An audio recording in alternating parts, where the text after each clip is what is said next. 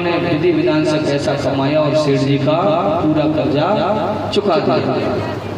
अब जैसे ही सेठ जी के पास वो केवट पैसे देने के लिए गया, एक पर्ची पर सारा हिसाब सेठ जी ने कर दिया और केवट से कहने लगा कि केवट तुम्हारा और हमारा हिसाब बराबर है। तो केवट कहता है कि रघुनाथ जी जाना है, मैं तो अभी पढ़ा लिखा हूँ नहीं, मुझे तो इतना ज्ञान है नहीं, लेकिन रघुनाथ जी जाने। अब सेठ जी के मन में लोभ आ गया, ये पढ़ा लिखा नहीं है, इससे डबल पैसे दिए जा सकते हैं कि केवट ऐसा है जो भाई हमने आपको जो पर्ची दी थी, जो कागज दिया था वो मैं वापस दे दो और अंदर से एक गिलास में पानी ले आओ, प्यास लगी हुई है। तो केवट सेठ जी के हाथ में वो पर्ची थमा करके पानी लेने के लिए चल दिया और सेठ जी ने उस पर्ची को बदल दिया। जो हिसाब की हुई पर्ची थी उसको तो अपनी डायरी में रख लिया और एक थोड़ा सा कागज से थमा दिया और केवट उस कागज को लेकर के पर्ची को लेकर के अपने घर आया और अपने बच्चों से कहा कि बच्चा, हमने तुम्हारी बहन की भी शादी कर दी, तुम्हारा भी विवाह कर दिया, तुम्हारे ऊपर कोई कर्ज भी नहीं है, अब हम घर में रहने वाले नहीं हैं, हम तो गांव के बाहर जो मंदिर है रघुनाथ जी के मंदिर में रुकेंगे, वहीं पर सेवा करेंगे और पुजारी जी भोग लगाएंगे, उसी से हम प्रसाद खाएंगे, अपना जीवन यापन करेंगे और अपना करो। अब केवट रघुनाथ जी के मंदिर में आकर के झाड़ू पोंछा करने लगा, सेवा करने लगा और पुजारी जी बड़े भाव के साथ उससे रखने लगे। इधर सेठ जी ने केवट पर मुकदमा दर्ज कर दिया कि केवट ने हमसे कुछ पैसे दिए हुए थे और केवट ने हमारे पैसे वापस नहीं दिए। तो सिपाही उस संबंध लेकर के, वो तामिल लेकर के आया, केवट का पता पूछा तो कहने लगे महाराज केवट तो रघुनाथ जी के मंदिर के पास रहता है और रघुनाथ जी के मंदिर में जाकर के उस केवट को पर्ची थमाई और केवट की आंखों में आंसू आ गए, रोने लगे। पुजारी जी कहने लगे केवट सबसे सच बताना, जो तुमने सेठ जी से पैसे दिए थे वो आपने दिए नहीं दिए? कि महाराज मैं सच से बोलता हूँ, मैंने सेठ जी की पाई का हिसाब किया है, जो मेरे ऊपर झूठा मुकदमा है। पुजारी जी और केवट दोनों पूरी रात रोते रहे। तो केवट बिल्कुल चिंता मत करो, जिसका कोई नहीं होता है उसका परमात्मा होता है, तुम भगवान पर विश्वास करो। प्रातः काल होते केवट ने उठ कर स्नान किया, भोजन इत्यादि करने के बाद केवट कोर्ट की तरफ, अदालत की तरफ गया और जैसे ही केवट सुनवाई हुई तो जज साहब कहने लगे केवट सत्य सत्य बताना, जब तुमने सेठ जी को पैसे दिए थे तो तुम्हारे साथ और कौन था? कि महाराज मेरे रघुनाथ जी के सिवाय मेरे साथ कोई नहीं था। अब जज साहब ने सोचा कि रघुनाथ नाम का कोई व्यक्ति होगा, तो सेठ जी ने वो जज साहब उसको सुनवाई को फाइल को वहीं बंद कर दिया। अब तुम्हारी सुनवाई अगली तारीख को होगी।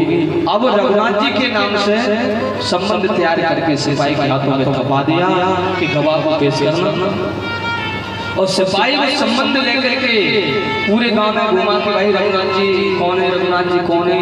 वो बड़े खुशी की बात ये थी कि उस गांव में कोई रघुनाथ नाम का आदमी भी नहीं था, कोई इंसान भी नहीं था, कोई रघुनाथ नाम का व्यक्ति भी नहीं था।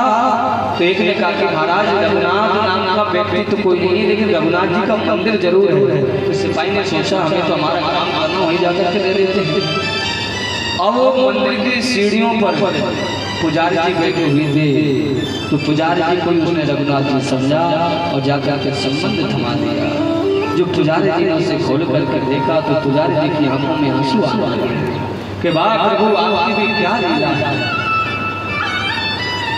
आपको मैंने मुकुट धारण करके देखा है, आपके भक्त आपको सोने के मुकुट लेकर के आते हैं, चांदी के मुकुट लेकर के आते हैं, सुंदर सुंदर पोशाक लेकर के आते हैं, लेकिन आज एक भक्त केवट की वजह से महाराज आपके दरबार में संबंध आया है, आपको गवाही देने उसके लिए जाना पड़ेगा महाराज। हे प्रभु आपके अतिरिक्त केवट का कोई भी नहीं है, इस भोला केवट का कोई नहीं है, आपको ही अपना सब कुछ चिंता है, आपको तो जाना पड़ेगा। पूरी रात पुजारी जी और केवट रोते रहे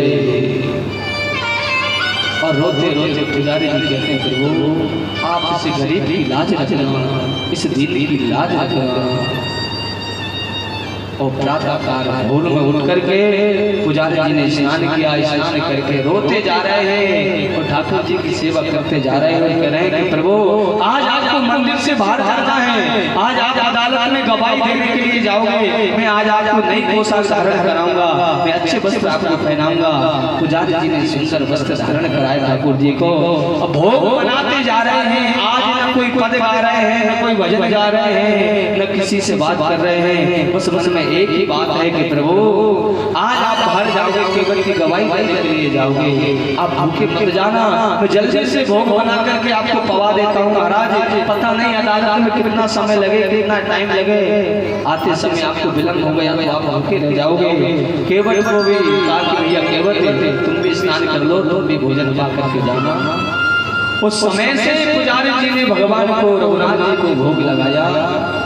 भोग लगा करके केवट को भी प्रसाद खवाया और केवट से कहने लगे भैया केवट मुझे विश्वास है मेरे रघुनाथ जी तुम्हारी गवाह देने के लिए अवश्य आएंगे। तुम तो जाओ समय से। और कोर्ट का समय हो रहा है, अदालत का समय हुआ। भोला केवट अदालत में पहुंचा।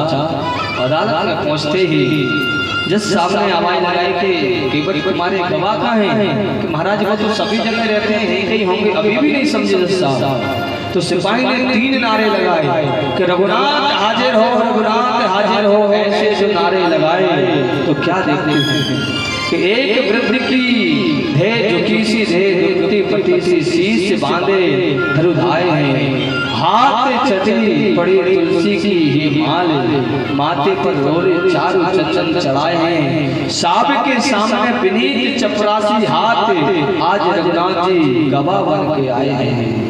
जिस साहब के सामने रघुनाथ जी गवाह बन के आए हैं, अब वो रघुनाथ जी को देख करके, उस वृद्ध को देख करके जिस साहब भी प्रभावित हुए। अरे भगवान किसी भी भेष में आ जाए, और जब भगवान कोई भी रूप धारण करके जीव के सामने आते हैं तो उसके अंदर वो सामर्थ्य नहीं होती कि वो भगवान को निगाह उठा करके देख सके। ये मेरे ठाकुर की लीला है। तो जब साहब कहने लगे रघुनाथ जी सबसे बताना, आपके सामने केवट ने हिसाब किया है नहीं किया सेठ जी का, कि महाराज हजूर मैं जो भी कहूँगा सबसे कहूँगा, सबसे के सिवा कुछ भी नहीं कहूँगा। आप मुझे भी यही रखिए, केवट को भी यही रखिए और सेठ जी को भी यही रखिए। दूध का दूध, पानी का पानी हो जाएगा। आप एक सिपाही को भेजिए, भगवान अंतर्यामी हैं, सर्वव्यापी हैं, और आपको केवल जो डायरी सेठ जी की अलमारी में रखी उसको उठवा लीजिए, मंगवा लीजिए। एक सिपाही को भेजा, सिपाही डायरी लेके आया। तो डायरी में वो पर्चा रखा हुआ था, 1 रुपये का हिसाब उसमें था। जस्सा बड़े प्रभावित हुए कि भाई ऐसा गवाह हमने आज दिन तक नहीं देखा। मुझे भी कई साल जज की कुर्सी पर बैठे बैठे हो गए। जैसे ही अदालत का समय हुआ, अब जज साहब का मन नहीं माना कि एक बार उस गवाह से रघुनाथ जी से मिल करके तो आओ। गांव के चारों तरफ चक्कर लगाया कि भैया वो रघुनाथ नाम के जो गए थे गवाह देने के लिए केवट की, वो कहाँ है? किसी ने कहा कि महाराज यहाँ रघुनाथ नाम का कोई आदमी नहीं है। हाँ, लेकिन रघुनाथ जी का मंदिर जरूर है। जिस साहब ने सोचा कि किसी जिसका नाम रघुनाथ है उन्होंने मंदिर बनवाया हो। मंदिर के पास पहुंचे और मंदिर पे जाकर के क्या देखते कि केवट और पुजारी जी दोनों आपस में चर्चा कर ही रहे थे। और जब सामने जाकर के कहा कि भैया जो तुम्हारी गवाह देने के लिए गए थे वो कहाँ है? तो दोनों इशारा किया कि महाराज वो तो अंदर है। जिस साहब फिर भी नहीं समझे किसकी कह रहे हैं। जो सीढ़ी चढ़ चढ़ के देखा तो मेरे राम लला सरकार के जो दर्शन किए, जिस साहब की आंखों में आंसू आ गए। किसी भी सारद नारद शेष गणे, शिव सारद नारद शेष गणे के नए ध्यान में आते रहे। शिव नारद नारद शेष गणे के नए ध्यान में आते रहे। आज विनीत अदालत में, आज विनीत अदालत में किबता के गवाह कहलाते रहे। आज विनीत अदालत में किबता के गवाह जानते हैं कि शिव शारद नारद शेष गणेश इनके ध्यान में भी नहीं आते हैं। वही सोई आज विनीत अदालत में कि बेटा के गवाह कहलाते रहे, केवट को गवाह देने के लिए आए, गवाही देने के लिए आए। और मैं कितना अभागा हूँ कि भगवान गवाह देते रहे, गवाही देते रहे, गवाह बनकर गए और मैं जज बना उस कुर्सी पर बैठा रहा। ऐसी कुर्सी को मुझे नहीं चाहिए कि सुख धोखे उदर सजिए को भय दुख ही नहीं गजी जात है तारे। कुर्सी पे बना जज बैठा रहा, जगदीश मुझे समझा रहे। कुर्सी पे बना जज बैठा रहा, जगदीश मुझे समझाते रहे। मैं कुर्सी पे बना जज बैठा रहा और मेरे रघुनाथ जी मुझे समझाते रहे।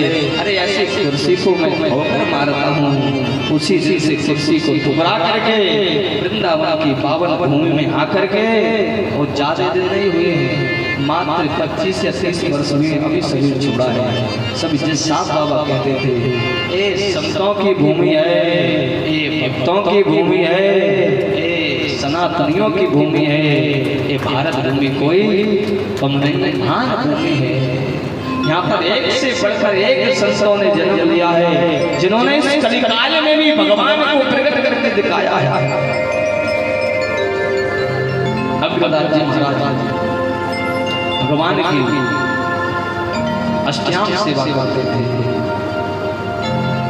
अग्रदास जी महाराज भगवान की अष्टयाम सेवा करते थे। आंख बंद करके मानसिक सेवा करते थे। मन से ही ठाकुर जी को खिलाते थे, मन से ही ठाकुर जी को खिलाते थे, मन से ही ठाकुर जी को सुलाते थे। एक दिन अग्रदास जी महाराज वन में चले जा रहे थे। एक परिवार में उस समय अकाल पड़ा हुआ था, खाने पीने के लोग बड़े परेशान थे। तो किसी परिवार में एक बच्चे का जन्म हुआ, उस बालक, और वो बालक अंधा पैदा हुआ तो घर भर माता पिता ने उसे वन में ही छोड़ दिया। उसी वन में अग्रदास जी महाराज चले जा रहे थे, उस बालक को देखा, रोती हुई उस बच्चे के पास आए, कहने लगे कि बेटा तुम्हारा नाम क्या है, तुम कौन हो? तो बालक आर्द्र भाव से कहने लगा, प्रभु मैं यही तो जानना चाहता हूँ कि मैं हूँ कौन, मेरा जन्म क्यों हुआ है, और यदि मेरा जन्म हुआ है तो महाराज मुझे माता पिता इस प्रकार से छोड़ करके क्यों गए हैं?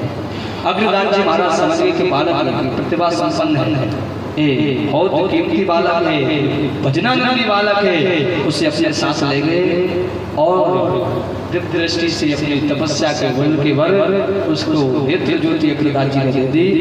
और नेत्र ज्योति देने के बाद में अग्रदास जी अंदर सेवा कर रहे हैं ठाकुर जी की। मन से ही माला पहनाते हैं, मन से ही श्रृंगार करते हैं, और उनका नाम नावाजी महाराज रहता। नावाजी महाराज बाहर से ही चमड़ हिलाते रहते, डुलाते रहते, अपने गुरु जी की सेवा करते हैं। कोई पूजा नहीं, कोई पाठ नहीं, केवल गुरु सेवा, वो भी तनुरमन मन से, मनसा वाचा कर्मणा, मन वचन कर्म से जब सेवा की जाती है उस सेवा का तो कुछ आनंद ही अलग होता है। नावाजी महाराज बड़े भाव के साथ सेवा करते अपने गुरु जी की, और गुरु जी मन से ही ठाकुर जी को मिला रहे हैं, मन से ही ठाकुर जी को इत्र लगा रहे हैं, मन से ही ठाकुर जी को कपड़े पहना रहे हैं, मन से ही ठाकुर जी को फूलों के सुंदर फूलों की माला बना करके, हार बना करके पहना रहे हैं।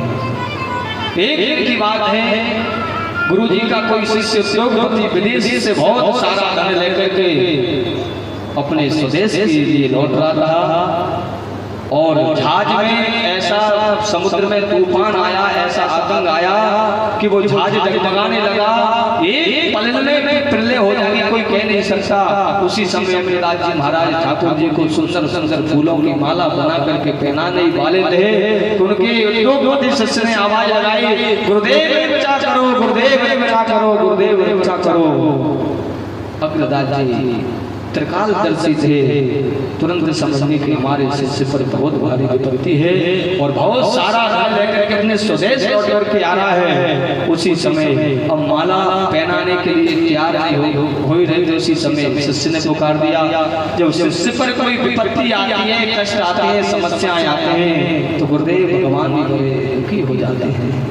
और बाहर नावाजी महाराज सेवा कर रहे हैं, अब अंदर एक कुटिया में गुरुदेव ठाकुर जी की मानसिक सेवा कर रहे हैं, और एक उद्योगपति शिष्य अपना गुरु भाई संकट में फंसा हुआ है, तो गुरुदेव भगवान उसकी रक्षा के लिए अब कोई हल नहीं खोज पा रहे हैं, माला बनी बनाई रह गई है, भगवान को कैसे पहनाएं। नावाजी महाराज बाहर बैठे बैठे कहते हैं, ऐ ठाकुर जी महाराज, ऐ गोविंद, मैंने जितने भी शुभ कर्म किए हों, गुरु सेवा की हो, उस गुरु सेवा का फल मेरे गुरु भाई को मिल जाए और तूफान शांत हो जाए, आज सुरक्षित आ जाए, मेरे गुरु भाई को कोई कष्ट ना हो। तूफान शांत हुआ, आज सुरक्षित आया, और बाहर से आवाज लगा दी नावाजी महाराज ने कि गुरुदेव भगवान, तूफान भी शांत है और आज भी सुरक्षित आ गया है, आपको प्रेम से ठाकुर जी को माला पहनाया। अग्रदास जी की आंखों में आंसू आ गए, बाहर निकल के आए, बेटा नावाजी तुमने त्रिकाल जर्सी हो सकती हो, मैंने कभी सोचने में भी नहीं सोचा था कि मैं मन से क्या कर रहा हूँ, मैं मन से क्या सोच रहा हूँ, ये तुम्हें पता है बेटा। और नावाजी महाराज के बहुत चरित्र कलिकाल में भक्तों के लिए लिखे गए हैं।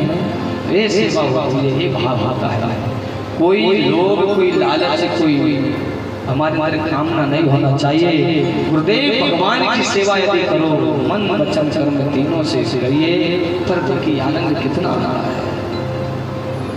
गुरु की महिमा बड़ी अद्भुत है, बड़ी कृपा में दृष्टि यदि गुरुदेव भगवान की जिस पर हो जाए तो उसका तो कहना ही क्या है। कहते हैं कि गुरु गोविंद रूप तो ठौर है, गुरु रूप तो ठौर है। यदि परमात्मा भी रूठ जाएगा तो गुरुदेव भगवान में इतनी सामर्थ्य है, अपने तप के बल, अपने भजन के बल गुरुदेव भगवान को भी बना सकते हैं। यदि गुरुदेव रूठ गए, गुरु जी रूठ गए, तो पर भगवान में वो सामर्थ्य नहीं है कि तुम्हारे गुरुदेव को मनाना है। ऐसा ना हो गुरु मंत्र ले लिया, कंठी ले ली, माला ले ली, और भजन भजन कुछ नहीं करना, गुरु जी का तो पता ही नहीं कहाँ है, हमारे गुरु जी कैसे हैं। ऐसे गुरु दीक्षा नहीं जाता है। कम से कम वर्ष में 2-3 बार तो गुरुदेव भगवान के दर्शन से अवश्य होना चाहिए, और गुरुदेव भी ऐसे बनाओ कि वो गुरु जी आपके घर में कम से कम वर्ष में एक बार तो अवश्य आए। अब ऐसा नहीं कि मंत्र ले लिया, गुरुजी को पता नहीं हमारा शिष्य कौन है, कुछ तुम ही अभी मन से कहते जा रहे हो हमने तो फलाने गुरुजी से दीक्षा रखी है, हम उनके शिष्य हैं, न तुम्हें मंत्र दिया, न तुम्हें कोई दीक्षा दी, न भजन का कोई नियम बताया, तो ऐसे गुरु बनाने से भी कोई मतलब नहीं है। और आज के परिवेश में तो क्या करते हैं, महाराज गुरुजी ने हमें पहले मंत्र दिया था, हमने बचपन में बना लिए, अब महाराज जी मंत्र भूल गए, दूसरे गुरुजी बना रहे हैं। अब जो कोई मोबाइल देखते हैं कि अब जो ठीक नहीं चला, चलो दूसरा ले लेते थे। गुरु जीवन में एक ही होना चाहिए, गुरु मंत्र जीवन में एक ही होना चाहिए। यदि गुरुदेव भगवान नहीं भी है संसार में तो मंत्र थोड़ी तुम्हारा साथ लेकर के चले गए हैं। अरे मंत्र का जाप करो, गुरुदेव भगवान का पूजन करो, पर देखो जीवन में कितना आनंद आता है। लेकिन हम क्या कहते हैं, दिखावा करते हैं, हम दिखावा के पीछे भागते हैं। दिखावा करने से कुछ नहीं होता है। भगवान तुम्हारे भावों को देखते हैं, पदार्थों को नहीं। भगवान के लिए मंदिर नहीं चाहिए तुम्हारा, भगवान के लिए तुम्हारे सोने की सिंहासन नहीं चाहिए, भगवान को तुम्हारे 56 भोग नहीं चाहिए, भगवान को तुम्हारा एसी कूलर पंखा ये कुछ भी नहीं चाहिए। जो साक्षात लक्ष्मी स्वरूपा रुक्मिणी उनके चरण दबाती हो, जो लक्ष्मी उनकी धर्मपत्नी हो, उस भगवान पर क्या कमी है। वो तुम्हारे सिंहासन के भूखे हैं, वो तुम्हारे मंदिर के भूखे हैं, या वो तुम्हारे भोग के भूखे हैं, वो तो केवल भक्तों के भाव को देखते हैं। धनहीन कहे धनवान सुखी, धनवान कहे सुखी राजा तुम्हारी, और राजा कहे महाराज सुखी, महाराज कहे सुखी भृगुभारी। एक से कहते चले जा रहे हैं। धनी समझते हैं जिन पर धन नहीं है कि हमसे ज्यादा सुखी तो धनवान है। वो धनवानों से जाकर के पूछा जाएगा, भैया तुम्हारे पास तो बहुत सारा धन है, आप तो अवश्य सुखी होंगे। तो धनवान कहते हैं, भैया हमें कहाँ सुख है, अरे हमसे ज्यादा सुखी तो राजा हैं, जो मंत्री बने बैठे हैं, जो पार्षद बने बैठे हैं, जो विधायक बने बैठे हैं, उनको सुख। तो मंत्री पार्षदों से जाकर के, विधायकों से जाकर के पूछा जाएगा, महाराज आपने तो पूरी विधानसभा को अपने हैंडओवर कर रखा है। आप तो बड़े बड़े बड़े भैया, हम कहाँ सुखी हैं। इस समय हम बीजेपी के विधायक हैं और सरकार कांग्रेस की, तो हमें भी सुख नहीं है। तो एक दूसरा कहता रहता है धनहीन कहे धनवान सुखी, धनवान कहे सुख राजा तुम्हारी, और राजा कहे सुख महाराजा सुखी, महाराजा कहे सुखी तुम्हारी। राजा भी कह रहा है कि महाराजा सुखी हैं, और महाराजा से जाकर के पूजा वो कहने लगे हम कहाँ सुखी हैं। अरे सखी तो देवताओं के राजा जो इंद्र हैं वो हैं। इंद्र कहे चतुरानन सुखी, इंद्र से जाकर के पूछा तो इंद्र भी कहने लगा कि महाराज सुखी तो ब्रह्मा जी हैं, जिनके चार चार मुख हैं, जिन्होंने सृष्टि की रचना की है। और चतुरानन कहे सुख विष्णु कुमारी, ब्रह्मा जी भी कह रहे हैं भैया हमें सुख नहीं है, सुख तो भगवान नारायण को है। लेकिन तुलसी दादी का विचार क्या कहता है वो सुनो। धनहीन कहे धनवान सुखी, धनवान कहे सुख राजा तुम्हारी, राजा कहे महाराजा सुखी, महाराजा कहे सुखी तुम्हारी। इंद्र कहे चतुरानन सुखी, और चतुरानन कहे सुख विष्णु तुम्हारी। तुलसीदास विचार कहे हरि भजन बिना सबो जीव दुखारी। यदि आपके जीवन में भगवान का भजन नहीं है, मेरे परमात्मा को आपने याद नहीं किया, मेरे देवादिदेव महादेव भूत भोलेनाथ को आपने नहीं जाया, नहीं बुलाया, नहीं खुशिया, तो तुम्हारे जीवन में कितना ही धन आ जाए, कितनी संपत्ति आ जाए, कितने ही आप भोग विलास भोग लो, लेकिन मन को शांति मिलने वाली नहीं है। इसलिए देवादिदेव महादेव को एक बार याद कीजिए।